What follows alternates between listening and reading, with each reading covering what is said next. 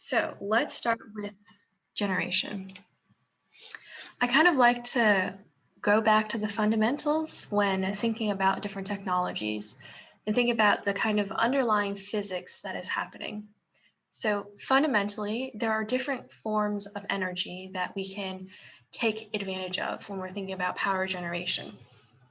There's the kinetic energy of a moving object, the potential energy stored by an object's position in a force field, where the force field can be gravity or electromagnetism.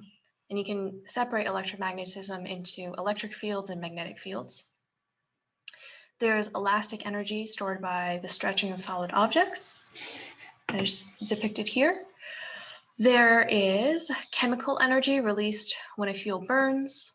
There's radiant energy carried by light, and then thermal energy due to an object's temperature. So here you can see the different types of energy depicted in a visual way. You can pretty much see here which energies are most predominant in space, and also which ones have the most dominance when it comes to the magnitude of amount of energy there is in space. So maybe there are a lot of stars in space, which contributes to the amount of light. And then we will see a lot of energy or a lot of technology that we think of, you either take advantage of what's out there in space or you bring it with you.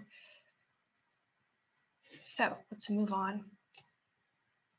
The first type of energy that I want to talk about is the one that I think is the most predominant. It's radiant energy. You can utilize radiance through solar cells.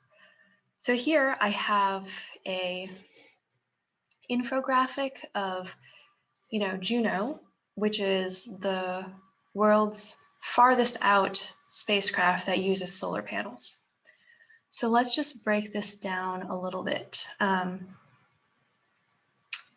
So the first satellite that used solar power was in 58 or 68? But since then, we have been using solar cells very, very much in space. As of 2010, approximately 85% of all nanosatellites were equipped with solar panels and rechargeable batteries. The limitation to solar cells is when you get too far away from the sun.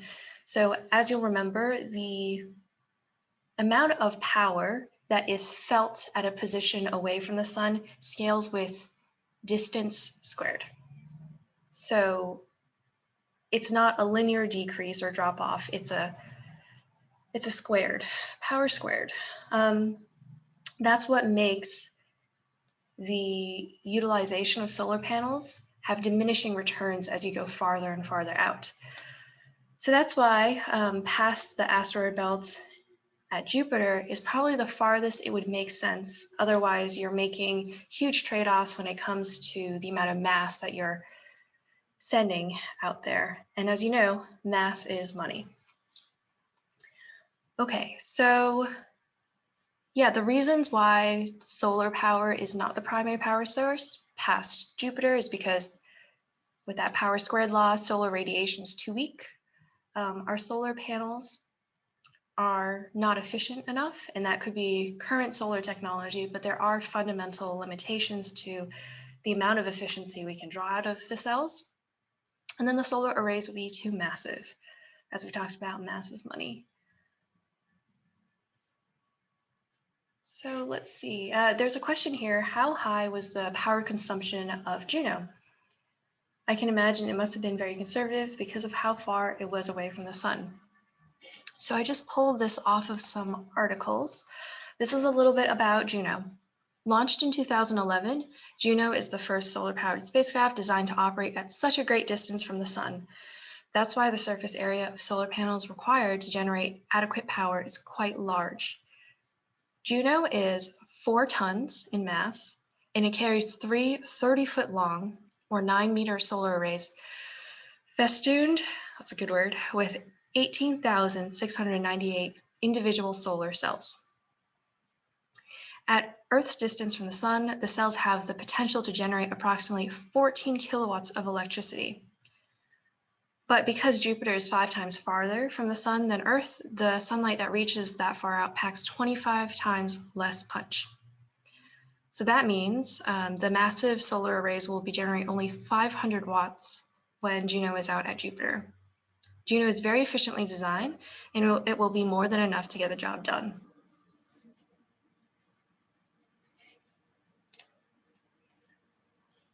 Because solar cells are so frequently used in our satellites, I'm going to break it down even more so than the other energy sources.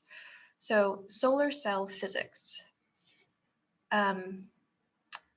Pretty much, solar cells utilize the photovoltaic effect. It's the generation of voltage and electric current in a material upon exposure of light. It's a combination of physical and chemical phenomenon. So yeah, a solar cell consists of this anti-reflective coating, a silicon layer, another silicon layer, but they differ when it comes to a p-type and an n-type, and then a metal backing. The sun hits the solar cell and an electric potential is established. And then when the sun's rays hit the silicon molecules from both layers, an electron is knocked loose. So you see here, there's the p and n type that are touching, and that's where the electrons are transferred. Because opposite charges attract, these electrons are attracted to the top phosphorus layer and repelled by the bottom boron layer. Electrons travel through the top layer to the metal strips, which collect them and send them down a wire to provide power. Cool. So I think there is this embedded animation within the textbook, but I really like infographics, especially ones that are pretty. So I think that this was a good description.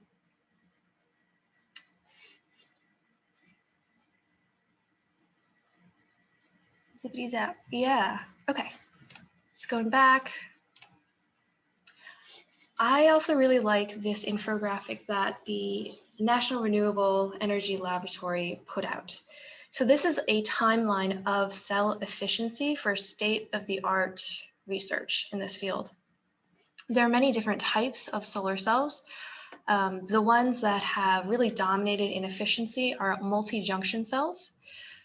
They are pretty much a type of single junction cell where multi-junction is just augmenting a single junction with more layers. And then there are cells that are not as predominantly used in space, like crystalline and thin film and PV. But you can see going all the way to 1976 or so, we started out with maybe 23% efficiency for the state of the art. And now we are all the way up to 47.1. But not all of these technologies, not all of these state-of-the-art technologies are used in space yet. They're not commercially adoptable. So we'll talk about what's more typical in a little bit. So I got a question about factors that limit our ability to create more efficient solar cell technology. So several factors affect a cell's conversion efficiency value, including its reflectance, thermodynamic efficiency, charge carrier separation efficiency, charge carrier collection efficiency, and conduction efficiency values.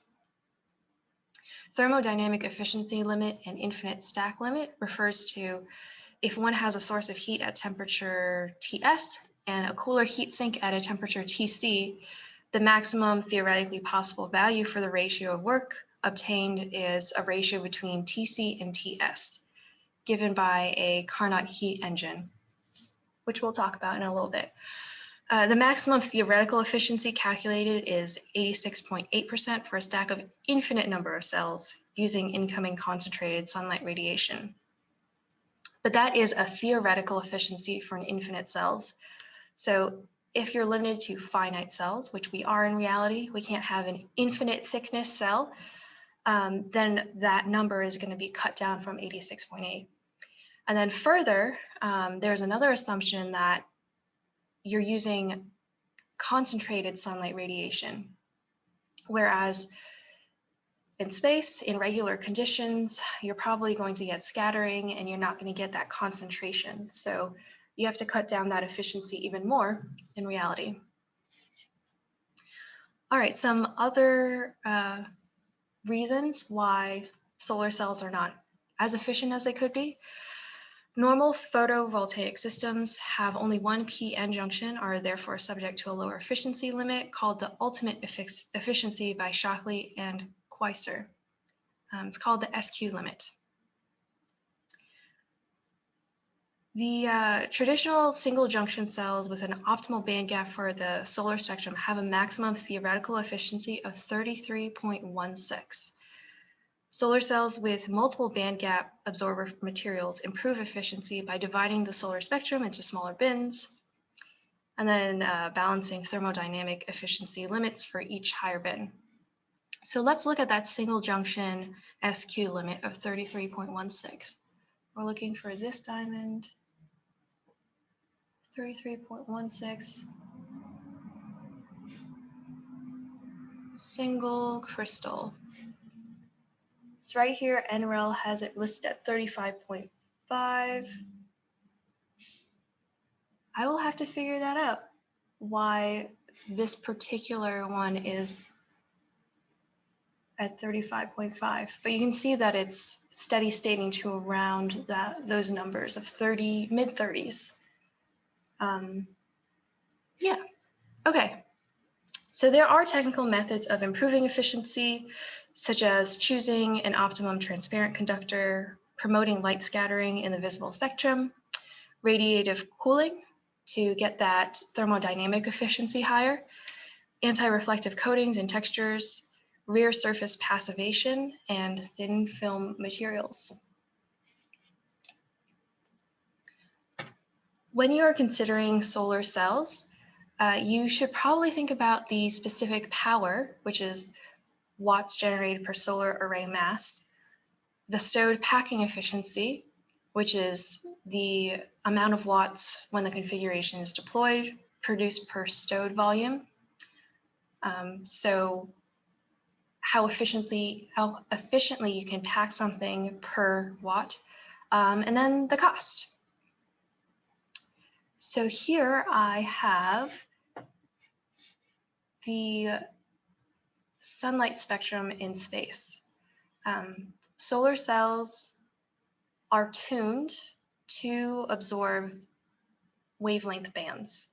The ones that we use in space are tuned to absorb this visible light spectrum.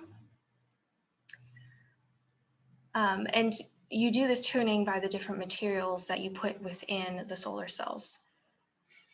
Here is a breadth of different commercial options that you can buy and their solar cell efficiencies. And then I got a question about thin film solar panels. They seem to have just disappeared.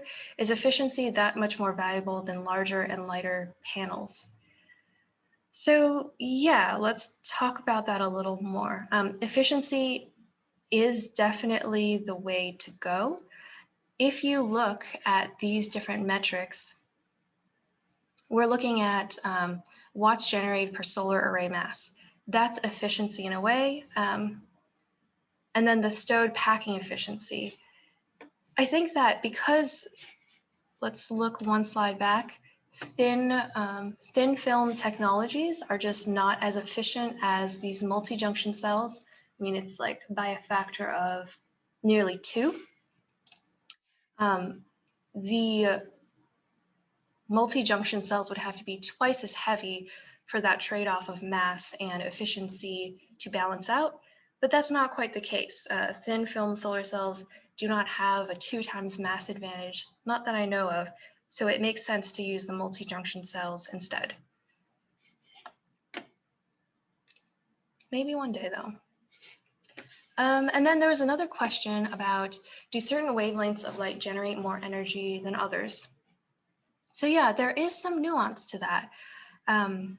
Let's look at the visible wavelengths. Red is at 700 nanometers. And if you correspond that with the frequency, that would be at 300 kilohertz and 1.24 nano electron volts. Whereas if you look at the violet end of the spectrum, then your frequency is at 29.98. So I don't know what magnitude that is, but way, way bigger. Magnitude's larger in frequency. So it vibrates much faster and therefore has more energy. So you'll see that violet has an energy of about 124 kilo electron volts. So yes, certain wavelengths of light do generate more energy than others. You can think of that wavelength inversely proportional to frequency, frequency directly proportional to energy. Solar cells can only capture the energy of light at certain frequencies, like within the visible wavelength band. So the real push in solar cell science is to expand the usable spectrum to a broader range, going to infrared or ultraviolet. So, do other electromagnetic radiation affect the solar panels, such as the need to be protected? Yeah, we can break down the answer of describing electromagnetic radiation into a usable electromagnetic radiation and unusable. So state of the art would be expanding the spectrum to be more broad, to use up more of electromagnetic radiation that is out there. But for the radiation that you can't use, that certainly does affect the solar cells in detrimental ways. The heat reduces the thermodynamic efficiency, and the high energy particles strip away the material efficacy of the panel by eroding that material away.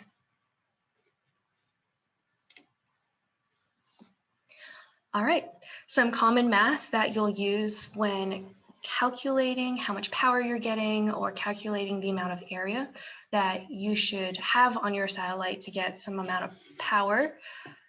There are some equations. This incident angle effect shows you the scaling of how much power you're going to get if your solar array isn't strictly dead on to the sun's rays. So I here is the irradiance, and I naught is the irradiance you would get at a distance from the sun if your solar panel were strictly perpendicular to the rays. So you see the scaling when your solar panel's when it's skewed, is proportional to some cosine of the angle being skewed, where that angle is measured from the normal vector. Okay, so just intuitively, the amount of power you're getting scales with how you're pointed relative to the sun. Another thing that matters is the amount of area that your solar panels have. So to size the solar array surface area that is necessary, knowing that you need to generate a certain amount of power, let's call that power requirement PREC. And then your solar cells have some efficiency, which is going to be the variable nu. We just talked about the solar irradiance at your distance from the sun, I naught. We just talked about the incidence angle, QI. So the formula to calculate the amount of area that your solar cells must span is equal to PREC over the irradiance times the geometric scaling from being skewed and the efficiency of the solar cells.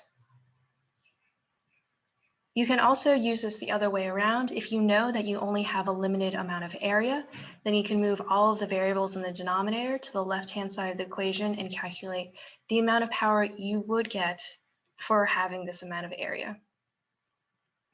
And just note that area is only the area that is shown to the sun. So if you have all 6 faces covered, the sun can only touch 3 of those faces at any one time. And that's where one corner of the cube, let's see, do I have the square? So yeah, 6 faces, but the most you can get at a time would be when there are 3 faces facing directly on, like that.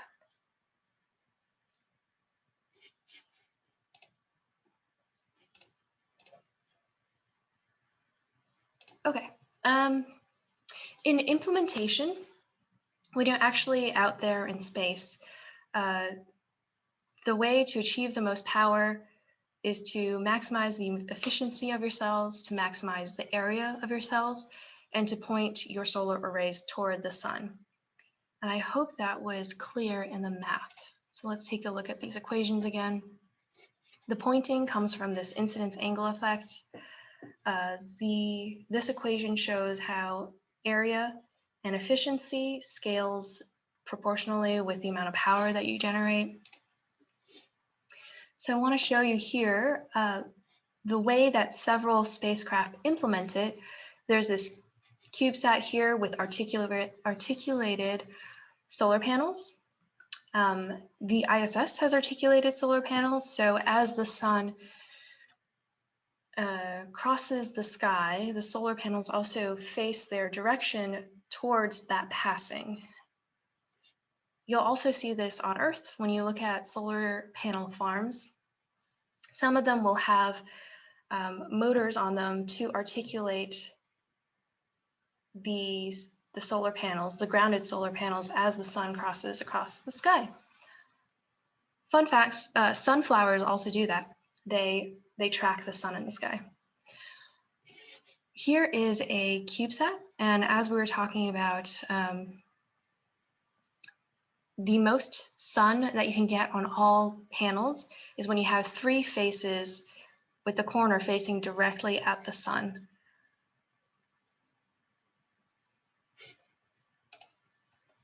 Okay, let's move on to something that is kind of related. We're still using the sun here, but instead of using chemical and physical radiant energy, we're using thermal energy. We're using the temperature difference between a hotspot and a cold sink. So this touches back on the thermodynamic efficiency. Here we have a Carnot cycle where we can utilize, this is a pressure versus volume chart, and these are temperature curves. So a Carnot engine takes advantage of the difference in a hot spot and a cold spot to draw energy or work from that temperature difference. This is not typically used in space, but you can see a manifestation of this idea on ground, where you have this parabolic dish that is concentrating solar light onto this heat collector. And then you can, just like electricity, there's some potential difference between this very hot spot and cold spot, and that difference, that potential difference, generates energy. And then I got a question about, in solar eclipse and power smoothing, how does this apply to thermal power generation when thermal power systems generate constant power regardless of the environment they're in? So I would argue that the environment does change for thermal systems. You can see here in this system that if the sun is there, then the parabolic dish can concentrate that light and transition it into heat. But if the sun isn't there, then you don't have that heat source anymore. You don't have the accumulation of heat. It is true that the timescales of thermal movement is different than radiant energy, but the environment does matter when it comes to the amount of sun, for example, that is offering thermal energy into the system. So yeah, eclipsing still affects the power generation. All right, the final form of energy that I want to talk about when it comes to generation is nuclear energy. So this is a case study. Here is the Curiosity rover, and it has a little nuclear reactor, mini one, back here. It's this white cylinder and it has radiative fins coming out of it. So here, a little bit of history. If we go back to the timeline of efficiency for solar cells, the state of the art in 1976 gave solar cells with efficiency of maybe 14%, which would force very large arrays, which then became unwieldy. But back then, we noticed that there was a higher usage of radioisotope thermal generators in the Apollo and Gemini and Space Shuttle era. So because solar cells were less efficient then, these nuclear power sources made more sense. But over time, solar cells have gotten more efficient, and we're understanding radiation poisoning and other externality effects from radiation more clearly now. And also our radioactive sources like plutonium, those sources are dwindling and they're becoming much more protected. So you'll see that the commonplace use of nuclear power now is only reserved for, like robotic missions where they're not humans, or for cases where it's absolutely necessary that we have a lot of power generation and we don't have sun. Okay, so yeah, there is like a physical depiction of the size of a, RTG relative to the robot that it's powering. Here is the anatomy of an RTG, where you have your radioactive core in the middle. Pretty much that radioactive core is constantly emitting heat because it's decaying. You have some thermal isolation, thermoelectric modules, and cooling tubes. That there's this power difference between, hot spot and cold spot that you can use to generate that energy. Fun fact, you can use these also to warm your spacecraft. You don't necessarily need it to use it as a power source. So if you look through the annals of time, you can take radioactive material, put it in like a little pill box, and then put it next to stuff that needs to stay warm, without a care for whether you generate electricity or not. Anyway, here are some specs on this particular RTG. Its materials are lead telluride, germanium telluride. There are a ton of thermocouples. The beginning of life in watts is 110. As this radioactive core decays, the amount of power that it can give off is less. Let's see, end of life power at 17 years is about 72 watts. The system efficiency in drawing that heat into electricity is about 6%. Yeah, okay. So I got a question about the Apollo missions. Why were RTGs used for the Apollo missions when the moon is close enough to use the solar panels, and RTGs are potentially dangerous for manned missions? So yeah, I think I answered that. What happens if something happens with radioactive material where it contaminates a planet? Is there a potential for a need for cleanup missions? So I took this off the planetary protection page.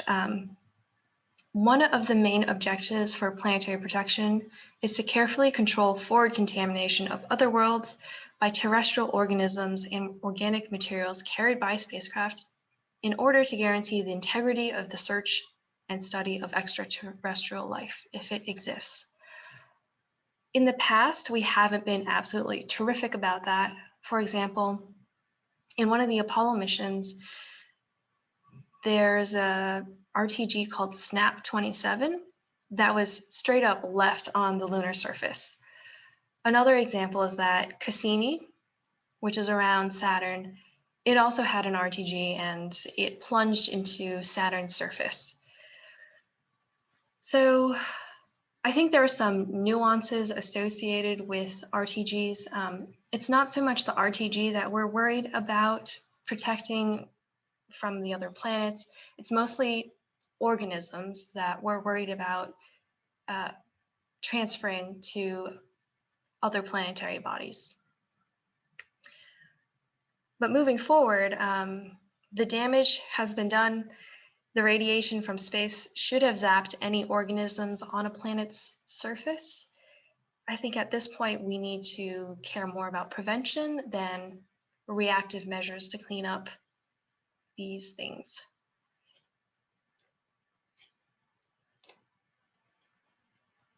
Okay, questions. Fluids that run through an engine capable of expansion, are gases common candidates for fluids in spacecraft engines? Gases, not really. Spacecraft, I'll have to get back to you about this, but I think common spacecraft fluids are like ammonia and water.